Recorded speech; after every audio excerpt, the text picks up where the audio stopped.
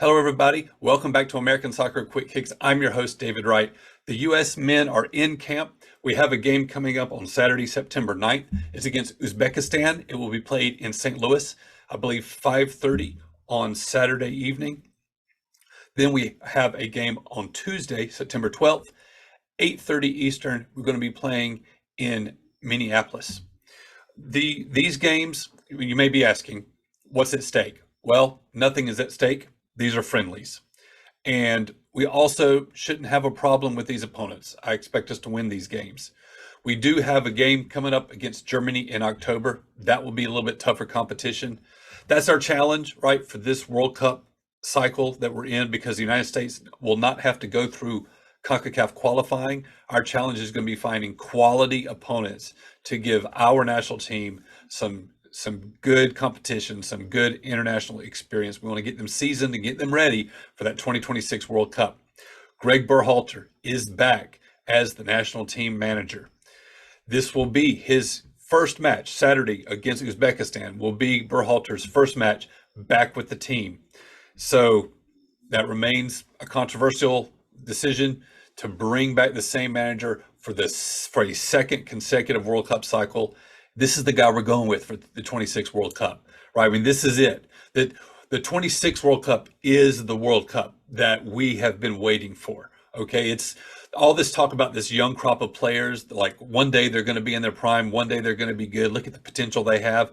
All that kind of talk ends now, because 26 is their World Cup. They probably have another one too, still being in their prime, but they're no longer going to be like a bunch of youngsters playing above their heads. They need to be ready. And we're playing at home. We have just a wonderful convergence of talent, extremely talented squad. Going to be even better by the time 26 rolls around.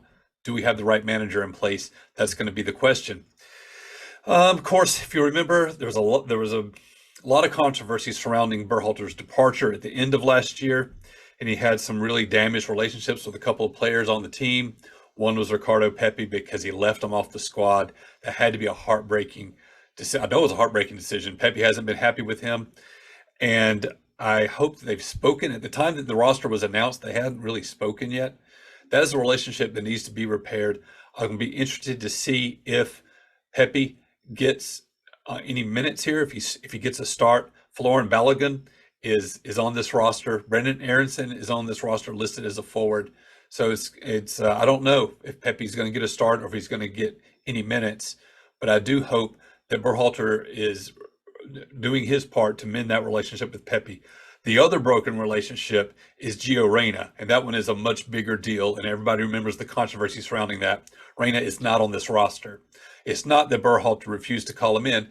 Reyna is dealing with an injury, but from all that I've been able to gather, the two of them still haven't spoken. Berhalter hasn't really reached out to him, and that relationship just needs a lot of repairing, and I don't know how you go forward. Like, I would have thought that you wouldn't hire Berhalter until you knew what the plan was for him. I thought what he was going to do to reconcile things with Reyna, and the fact that there still seems to be some ice between them, that doesn't bode well. We need Reyna at the top of his game. The United States needs Reyna.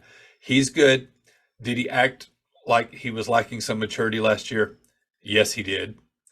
And of course, I think his parents looked worse than he did, but he definitely showed some immaturity. Hopefully he's growing up, but his talent is undeniable. I'm worried about that. But anyway, that's the story surrounding this team. Is Berhalter's back, his first game back. Reyna's not here. Pepi is. What are those relationships going to look like? This is a good roster, a mix of the World Cup squad from last year. The big names are here: Weah, Pulisic, McKinney, the players like that. Matt Turner's here. Tim Ream on defense. Miles Robinson's here. He missed the World Cup due to injury.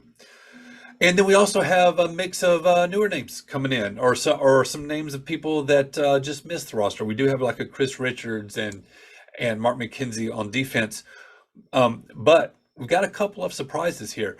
The biggest surprise is a guy named Christopher Lund, or Lund, Lund, but it's Dutch or Danish. No one was tracking this guy. No one heard of this guy. Suddenly he's on our roster. Turns out he's a dual national between the United States and Denmark. and he's also a left back.